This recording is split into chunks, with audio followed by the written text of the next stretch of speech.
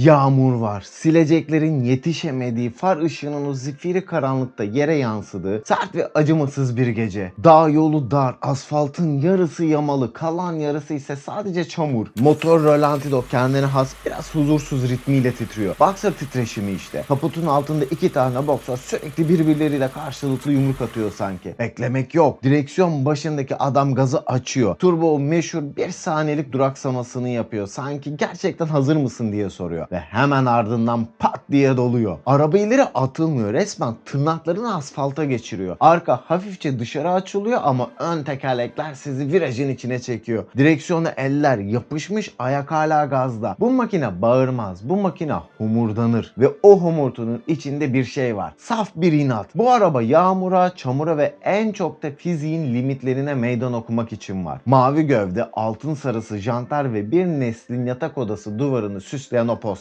Nasıl oldu da sıradan görünen bir Japon kompakt sedanı dünya rally şampiyonasının o acımasız arenalarının en hırçın sembolü haline geldi? Neden adı söylendiğinde akla gelen ilk şey saf beygir gücünden ziyade karakter oluyor? Ve neden bir Subaru Impreza WRX STI gördüğümüzde otomobillerin henüz ruhunu kaybetmediği, sürücünün her şeye hakim olduğu o analog yıllara geri dönüyoruz? Bu sarsılmaz Japon inadının kökleri gökyüzünün tam kalbinde atıldı.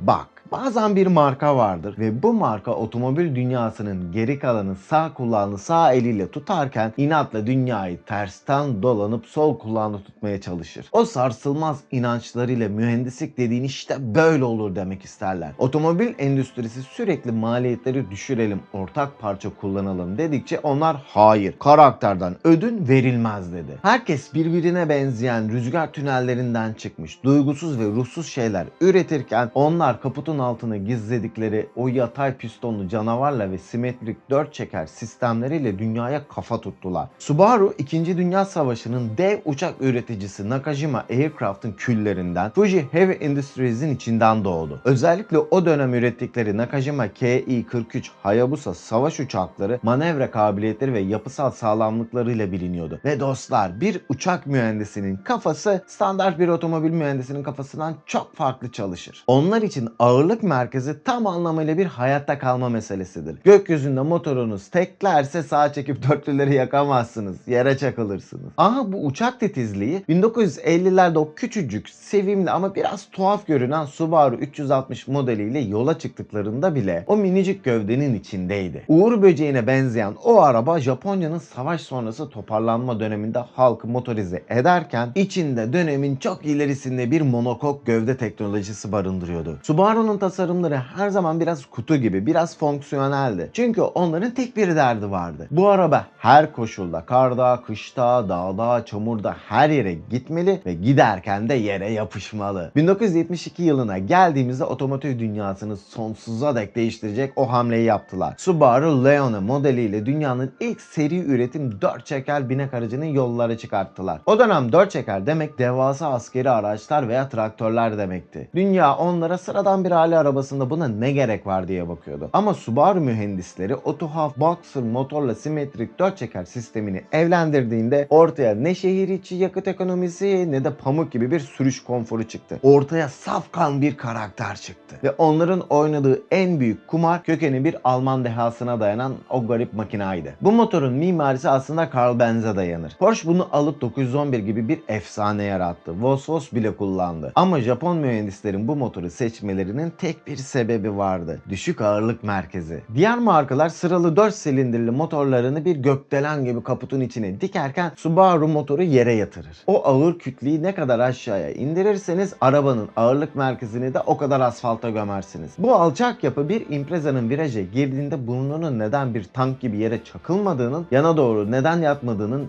en büyük teorik cevabıdır. Bu pürüzsüz çalışma karakterinin arkasında sanayideki ustalarımızın pek sevmediği bir yerleşim düzeni yatar. Subaru kaputunu açtığınızda motor aşağıda, şasinin en kuytusundadır. Sıradan bir arabada 5 dakikada değişen bir buji için Subaru'da usta kıvranmaya başlar. Motor yanlara doğru yayıldığı için piston kapakları doğrudan amortisör kule diplerine dayanır. O daracık milimetrik aralıkta elini kolunu sokacak yer bulamazsın. Bazen ufacık bir işlem için motor kulaklarını söküp o koca blok kriko ile hafifçe yukarı kaldırmak gerekir. O an parmak boğumları o daracık metal boşluklarda ezilir. Ama ve lakin o işkence gibi yerleşim, o mühendislik inatlaşması size direksiyon başında ödülünü verir. Sürücü sert bir viraja girdiğinde o koca 4 kapılı sedan gövdenin nasıl bir karting aracı gibi ipte cambazlık yaptığını anladığın an o çekilen tüm sanayi çilesi, ödenen tüm o işçilik ücretleri anlam kazanır. Ancak Subaru mühendisleri için bu yetmezdi. O Boxer'ın tam arkasına sanki ortadan bir cetvelle çizilmiş gibi tam merkeze oturan bir aktarma sistemi yerleştirdiler. Simetrik 4 çeker. Günümüzde çoğu modern 4 çeker sistemi önden çekişlidir. Araç patinaja düştüğünde elektronik olarak arka tekerleklere biraz güç yollar. Mekanik bir asimetri, bir karmaşa vardır. Güç sağa sola kıvrılarak arka aksa ulaşır. Subaru'da ise crank milinden şanzımana, şafttan arka diferansiyele kadar her şey milimetrik olarak tam orta hattan geçer. Yani arabanın sağ tarafı ne kadar ağırlık taşıyor ve ne kadar güç iletiyorsa sol tarafı da tıpatıp aynısını yapar. Kusursuz bir denge, tam zamanlı bir mekanik tutunma. Ama bu burada bitmez. Biraz geçmişe gidelim. 1989 yılında İngiliz Prodrive ve onun dehası David Richards ile el sıkıştıklarında Legacy RS ile rally'ye adam gibi bir merhaba dediler. Hatta 93'te bizim Deli Colin ilk zaferini Legacy RS ile aldı. Ama daha sonra Prodrive bombayı patlattı 93'te. Impreza. Ve dünyanın o mavi kanlı efsaneyi kalbine kazınması için direksiyonu bizim İskoç delinin geçmesi yetti. Colin'i biliyorsunuz, o arabayı sadece bir pilot gibi sürmüyordu. Resmen fizik kurallarıyla kavga ediyor, arabayla güreşiyordu. McRae'nin o meşhur mottosu otomobil tarihine kazındı. Effing up, flat out. Yani şüphen varsa gazı sonuna kadar kökle. Eğer bir viraja hızlı girdiğini düşünüyor ve kurtarıp kurtaramayacağından emin değilsen frene basıp dengeni bozma. Gaza bas ve arabanın seni oradan çekip çıkarmasına izin ver. Seviyorum bu adamı ya. Bu vahşi felsefe Subaru'nun karakteriyle mükemmel bir uyum yakaladı. Çünkü Subaru Impreza limitleri zorlamak, hatta o limitlerin üzerinden atlamak için üretilmişti. 1995 yılında Colin McRae o 555 sponsorluğunun getirdiği efsanevi mavi gövde ve sarı jantlarla Subaru'ya ilk WRC sürücüler şampiyonluğunu kazandırdığında dünya değişmişti. İlerleyen yıllarda Richard Burns ve 2003'te Hollywood lakaplı Peter Solberg gibi efsaneler bu mirası devraldı. Hatırlayın o meşhur rally veya X Games görüntülerini. Mesela Colin'in altındaki o canavarın havada taklalar atarken bile tekerleklerinin hala dönmeye, hala o görünmez tutunmayı aramaya devam ettiği o anları. Araba paramparça olsa bile o Boxer'ın yere yakınlığı şaşmamış, o imkansız denge pes etmemişti. Subaru her şartta hayatta kalmak için tasarlanmıştı. O yıllarda rally etaplarındaki o asimetrik, ritmi bozuk egzoz sesi kalabalığı daha araba virajı dönüp görünmeden ayağa kaldırmaya yetiyordu. Binlerce gencin yatak odasının duvarına, bilgisayarının masa üstüne o efsanevi mavi Impreza posterleri kazındı. Subaru artık bir durum,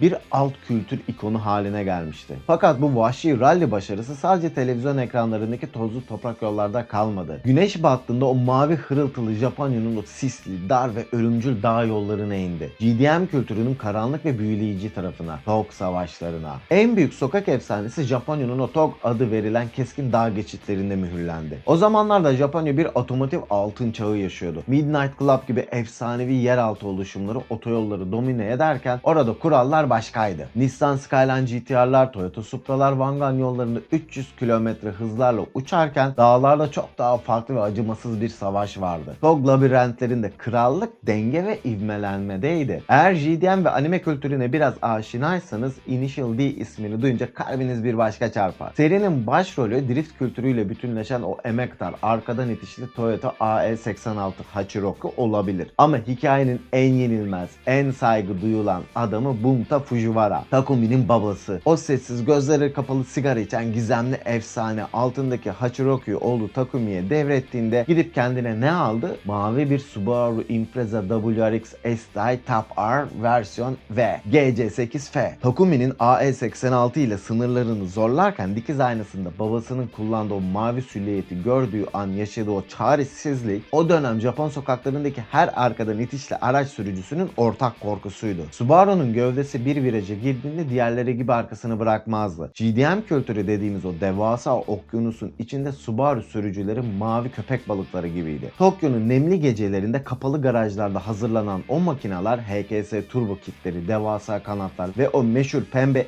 STI logolarıyla birer sokak silahına dönüşüyordu. Eğer bir Impreza sürücüsüyseniz siz otobandaki konforlu düzlük yarışçılarından değildiniz. Siz yağmuru dileyen, Apex'te gaza basmaktan korkmayan ve o ritmi bozuk hırıltıyı şehrin tünellerinde yankılatmaktan zevk alan aykırı ruhlardınız. Ama her sokağın bir sonu, her efsanenin ödenecek ağır bir bedeli vardır. O vahşi gücün kalbinde bakımı fazlasıyla nazlı, karakteri hoyrat, ustayı inleten ve toleransı sıfır olan bir dev yatıyordu. EJ serisi motorlar. Özellikle de EJ20 ve sonrasındaki EJ25. Velhasıl bir Subaru sevdalısıysanız araba rölantideyken kulağınız hep o gizli tık tık tık sesindedir. Bir gün o sesin geleceğini içten içe bilirsiniz. Sadece ne zaman geleceğini bilmezsiniz. Çünkü bir Subaru WRX STI Toyota gibi yağını koy gerisini unut demez. O size ruhunu ve limitsiz bir sürüş verir. Ama karşılığında sizden mekanik bir asker disiplini bekler. Her şey o aşık olduğumuz uğruna tünellerde cam açtığımız o Subaru hırıltısında saklıdır dostlar. O insanın tüylerini diken diken eden sesi var ya, o ses bir mühendislik zorunluluğunun, hatta bir nevi adaletsizliğin sonucudur. Asimetrik egzoz manifoldu. Subaru mühendisleri o daracık kaputun altına turboyu sığdırmak için sol silindirlerin egzoz borularını mecburen daha uzun yaptılar. Egzoz gazları turboya düzensiz çarptı ve bilerek yapmasalar da ortaya o efsanevi tehditkar motor sesi çıktı. Ama o muazzam sesin arkasında karanlık bir mühendislik trajedisi yatar. Hele o dillere destan 4. silindir. Garibin bloğun en arkasında hem soğutma suyunun hem de yakıt hattının en son durağındadır. Suyu sirküle olmaz, göllenip kaynar. Siz gaza abandığınızda da benzini yetmez, anında fakire düşer. O duyduğumuz hırıltı limitler zorlandı da aslında o 4. silindirin imdat çığlığıdır. O karanlık köşede devasa bir ısı birikir. Yağ incelir ve saniyeler içinde o meşhur yatak sarma veya piston kırma süreci acımasızca başlar. Sonra kendinizi sanayide ustanın başında elinizde soğumuş şekersiz bir bardak çayla "Abi bloğu kurtarır mıyız, ne diyorsun? Rektifiye mi kurtarır yoksa sandık motor mu arayalım?" diye çaresizce pazarlık yaparken bulursunuz. Gerçek bir Subaru dostu olmak aynı zamanda gönüllü ve paranoyak bir yağ dedektifi olmaktır. Her sabah motor soğukken o kaputu açıp yağ çubuğunu çekmek bir ritüeldir. Arabayla yapılan bir nevi bağlılık yeminidir. Çünkü o yatay boxer motor yağ eksiltmeyi veya kalitesiz yağı asla affetmez. Yer çekimi yağı hep karterin dibine doğru çekmeye çalışırken o pistonlar yatayda yağsız saniyeler geçirirse EJ size faturayı cüzdanınızı hüpleterek keser. Keser ama yine de toksik bir ilişki gibi bağlanılır bu motorlara. O turbonun 3500 devirlerden sonra ıslık çalarak geç dolup bir anda patlayarak sizi koltuğa yapıştırması. O asimetrik devir çevirirken çıkan mekanik çığlık. Sanki araba sizinle telepati kurar. Bak şu an limitlerdeyiz. Her şey pamuk ipliğine bağlı. Beni anlar ve doğru viteste doğru yağla tutarsan seni bu dağ yolunda dünyanın en hızlı, en yenilmez insanı yaparım. Bu noktada işin içine Subaru dünyasının o dipsiz kuyusu girer. Subaru camiasında bir WRX STI'yi fabrikasyon, yani tamamen standart bırakmak, vahşi bir aslanı hayvanat bahçesi kafesine koyup önüne diyet bisküvi atmak gibidir. Ama bu dünyada modifiye yapmak atmosferik bir arabaya egzoz takıp yazılım atmaya benzemez. Çelik gibi sinir, derin bir teknik bilgi ve dibi delik bir bütçe ister. Subaru modifiyesi o nazlı EJ motoru yüksek basınç altında hayatta tutma, patlatmama savaşıdır. Çünkü fabrika çıkışı o döküm pistonlar modifiye sevdasının getirdiği o yüksek turbo basınçlarına dayanamaz ve cam gibi tuzla buz olabilir. Gücün peşinde koşan herkes motorunu korumak için soluğu dövme çelik parçaların o pahalı dünyasında alır. Forged pistonlar, daha sağlam crank milleri, güçlendirilmiş kollar, bunlar o 4. silindirin hararetine ve turbonun o acımasız 1,5-2 bar basıncına karşı çekilmiş zırhlardır. Sonra o bitmek bilmeyen modifiye batağı, yani stage dünyası başlar. Her şey masumca bir stage bir yazılımıyla başlar. Ama o basınç arttığında vites atarken o agresif blow-off valve sesini duymak istersin. Halbuki Subaru beyni o valve'i hiç sevmez. Havayı dışarı attığınız için araba zengine düşer. Işıklarda rölantisi sapıtır. Ama sırf o ses uğruna o çile çekilir. Zehir damara bir kere girmiştir. Egzoz sistemleri büyür, araba stage 2'ye geçer. Bir bakmışsınız kaputun altındaki top mount intercooler sökülüp arabanın önüne devasa bir front mount intercooler takılmış. Turbo bir kavun büyüklüğüne ulaşmış. Artık yakıt pompaları ve enjektörler benzini yetiştiremez olmuştur. Bu sefer kesin bloğu yaracağız korkusuyla 500-600 beygirlerin peşinde ölümcül bir dans dansa başlarsınız. Hele bir de External Wastegate açıldığında çıkan o kulak sağır edici cehennemi çığlık vardır.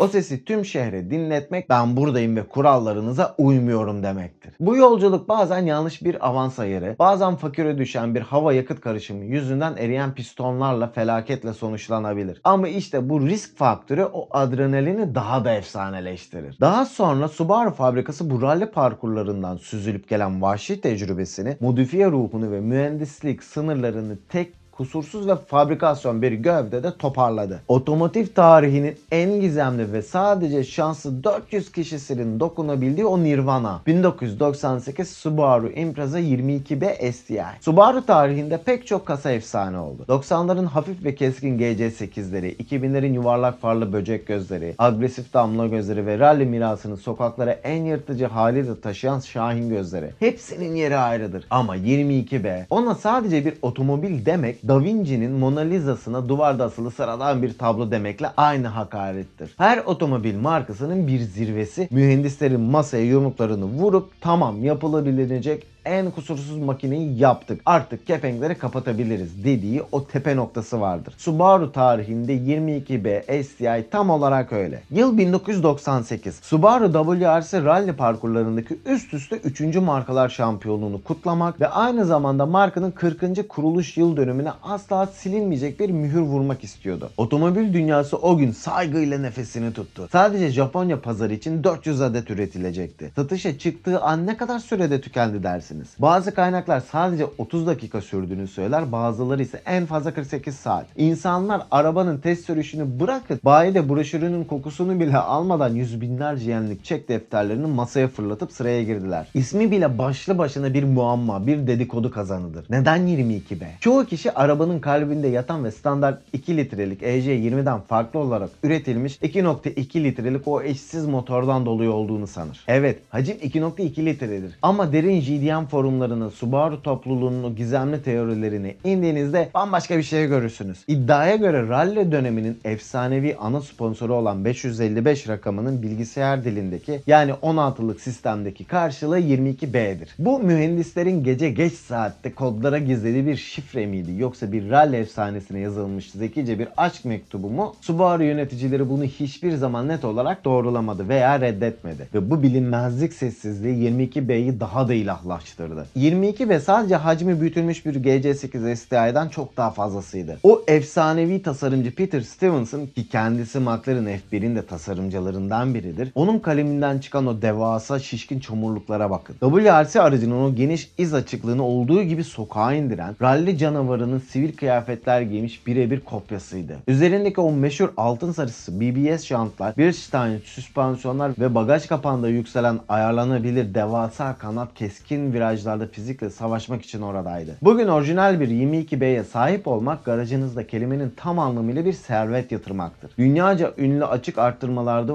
uçuk rakamları büyük koleksiyoncuların peşinde uykusuz geceler geçirdiği bir başyapıt. Subaru mühendislerinin eğer maliyetleri ve kuralları umursamazsak dünyanın en saf sürüş makinesini tam olarak böyle yaparız dedikleri zirve noktasıydı. Fakat sokaklarda bizi bekleyen ve yıllarca bitmeyecek olan devasa bir kan davası vardı. Hani o sokakta her Subaru hırıltısı duyduğunda dişlerini gıcırdatan, aynada o mavi gölgeyi görünce anında vites küçültüp egzoz patlatan o ebedi amansız rakip. Subaru'nun bu hayattaki yegane düşmanı, yegane varlık sebebi de Mitsubishi Lancer Evolution yani namı diğer Evo'ydu. 90'lı ve 2000'li yılları o dönemin araba dergilerini bir hatırlayın. Sanayi sitelerinde, JDM forumlarında, gece buluşmalarındaki köşe başı dükkanlarda bitmek bilmeyen o saatler süren hararetli tartışmaların yarısı bu iki efsane araba yüzündendi. Japonya'nın en parlak iki farklı mühendislik felsefesinin savaşıydı. Rally'de Tommy Makine'nin kullandığı Evo ile Colin McRae'nin kullandığı Impreza'nın kapışması aynen sokaklara taşınmıştı. Bir tarafta o boxer motorun düşük ağırlık merkezine, analog hissiyatına, homurtusuna ve tam simetrik mekanik dengesine tapan, o arızalarına rağmen ruhuna aşık mavi tayfa vardı. Diğer tarafta ise o efsanevi, ölümsüz, kırılmaz döküm demir bloklu tıralı 4 silindir motorun vahşi, kesintisiz gücüne ve Mitsubishi'nin uzay mekiği 2'yi andıran dijital bilgisayar destekli muazzam çekiş sistemlerine inanan kırmızı tayfa yer alıyordu. Mitsubishi Lancer Evolution bir cerrah gibiydi. Soğukkanlı, keskin, hata affetmeyen. Özellikle Evo'ların içindeki o meşhur aktif yalpa kontrol sistemi tam bir teknoloji harikasıydı. Bir Evo ile viraja ne kadar saçma, ne kadar dengesiz bir hızda girerseniz girin, o bilgisayar milisaniyeler içinde hangi tekerleğin patinajda olduğunu anlar, gücü diğer tekerleklere aktarır ve sizi görünmez bir tren rayındaymış gibi hizada tutup köşeden fırlatırdı. Subaru Impreza STI ise bir savaşçıydı. Çok daha analog, filtreleri söküp atılmış ve limitlerde Evo'ya göre çok daha hırçın, biraz da korkutucuydu. Mitsubishi sürücüsü bir teknoloji harikasını komuta ederken Subaru sürücüsü limitlerde hata yaptığında bunu sen istedin deyip kendisini cezalandırabilecek en kaprisli canlı bir organizmayla kavga ederdi. Subaru'nun elindeki en büyük mekanik silah ise DCCD,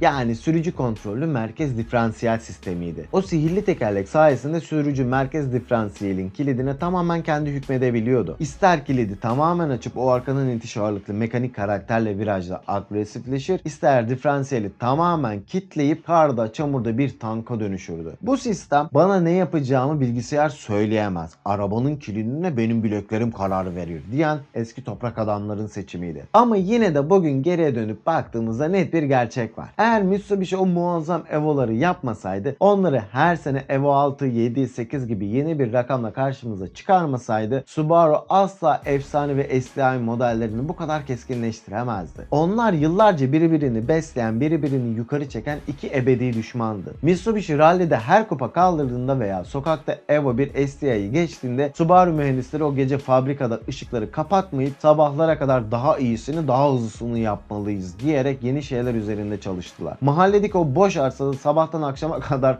kıyasıya kavga eden iki çocuk gibiydiler. Akşam olup üstleri başları çamur içinde eve dönme vakti geldiğinde ertesi sabah güneş doğduğunda yine birbirleriyle kapışmak için can atıyorlardı. Ama Bugün uyandığımızda o savaş bitti. Mitsubishi havlu attı. Lancer Evolution efsanesini öldürdü ve o kutsal ruhu SUV gövdelerine hapsederek başka bir yola saptı. Subaru ise o hırçın, o benzin kokan STI ruhunu elektrikli bir geleceğe, sıkı emisyon kurallarına ve batarya paketlerine emanet etmek üzere. O efsanevi mavi kırmızı kan davası, o muazzam altın çağı artık sadece YouTube'da düşük çözünürlüklü eski rally videolarında, eski dergi sayfalarında ve bizim hafızalarımızda yaşıyor. Günün sonunda Subaru Impreza WRX STI kusurlarını estetik kapakların altında saklamaya çalışmaz. Aksine o kusurları birer savaş madalyası gibi sizin önünüze, kaputun üstüne serer. Direksiyonunla geçtiğinizde bak dostum, ben bozulabilirim. Ben mekanik bir aletim. Ben seni bazen bir çekicinin üzerinde çaresizce, bazen de 4. silindir pes ettiğinde usta başında ellerin arkanda birleşmiş Cem Yılmaz'ın o kaptan neden tam gaz gitmiyorsun misali saatlerce bekletebilirim. Ama o direksiyonu kavradığında, o asimetrik manifoldun hırıltısını kalbinin içinde duyduğun ve o viraj çıkışında gaza sonuna kadar bastığın an var ya, aha o an damarlarındaki kanın aktığını, gerçekten yaşadığını iliklerine kadar hissedeceksin der. Bu araba size bir ömür boyu arkadaş meclislerinde anlatacağınız trajikomik, heyecanlı ve tutku dolu unutulmaz hikayeler verir. Ve sizi bir dönemin rally etaplarının havaya kalkan tozuna, Colin McRae'nin serseri ruhuna ve siz otobandan gidin biz çamurdan gideceğiz diyen o sarsılmaz mühendislik